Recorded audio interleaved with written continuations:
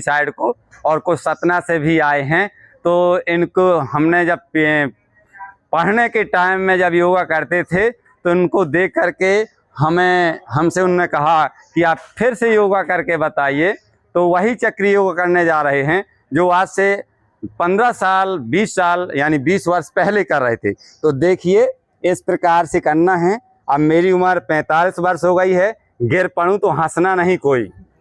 इस प्रकार से करना है और एक पैर को ऐसे निकालना है और इन हाथों को पंजों की मात्र उंगलियों के सहारे से पूरा वजन नीचे को लेना है और इस पैर को ऐसे उठाना है और ऐसे करना है और फिर उसी प्रकार से आना है और इस पैर को उठाना है और ऐसे करना है।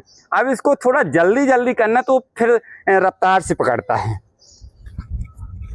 इस प्रकार से।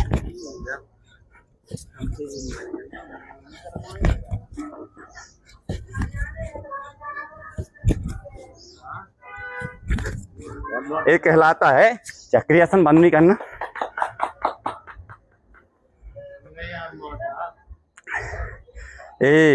ताड़ासन और इसी प्रकार से अपन सीधे इस प्रकार से झुकें। 45 वर्ष की बात की उम्र के बाद फिर कम झुक पाता है आदमी। मैं देखो आसानी से ये पंजों में पूरा हाथ रख रहा हूं और सिर भी घुटनों तक चला जाता है।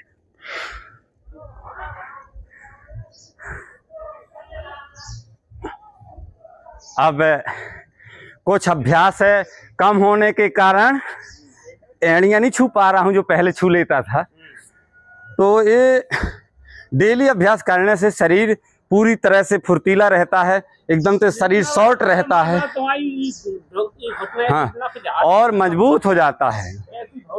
तो ये उम्र के भी हिसाब से कुछ थोड़ा मोड़ा कमी तो आती है और लेकिन अगर डेली करता रहे अभ्यास, सुबह टाइम 10 से 15 मिनट डेली योगा करे तो शरीर पूरा चुस्त दुरुस्त रहता है, पूरा फिट रहता है और शरीर में कांति आती है, आंखों में चमक रहती है और पूरा शरीर ओज से भरा रहता है।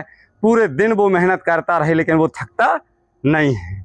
इसलिए योगा प्रातः करना बहुत ज़रूरी है। और बहुत सारे योगा हैं लेकिन ये कठिन योगा था। तो चक्री आसन से पूरे शरीर का रक्त संचार एकदम से तेजी से बढ़ जाता है और पूरे शरीर की कोशिकाएं प्रफुल्लित हो जाती हैं। शरीर का जो श्वसन क्रिया तेजी से होने लगती है जिससे पूरे शरीर में मेंटेन जो होना होता है वो अपने आप विकसित होने लगता है। इसलिए चक्री आसन से शरीर को संपूर्ण लाभ हो जाता है। और इसके बाद ये वृक्षासन होता है। इसको भी महीनों के प्रयास के बाद बनने लगता है। अन्यथा आदमी पहले ऐसे ऐसे डुलेगा, ऐसे ऐसे होगा, ऐसे करे फिर ऐसे करे और जब वो कई अभ्यास कर करके लगातार कई वर्षों तक अभ्यास करेगा तो बिल्कुल देखो मैं कहीं डुल नहीं रहा हूँ। ये अभ्यास का कारण है, इसमें कोई जादू मंत्र तंत्र नहीं है। और इसी प्रकार से दूसरे पैर से भी आप लोग इसको अभ्यास करके देख सकते हैं। ऐसे ये वृक्षासन कहा जाता है इसको। ये ऋषि मुनि पहले के ये करते थे और पूरी जिंदगी स्वस्थ रहते थे। ये वृक्षासन और ये प्रार्थना मुद्रा है। चलो सूर्य दिशा की ओर, पूर्व दिशा की ओर करके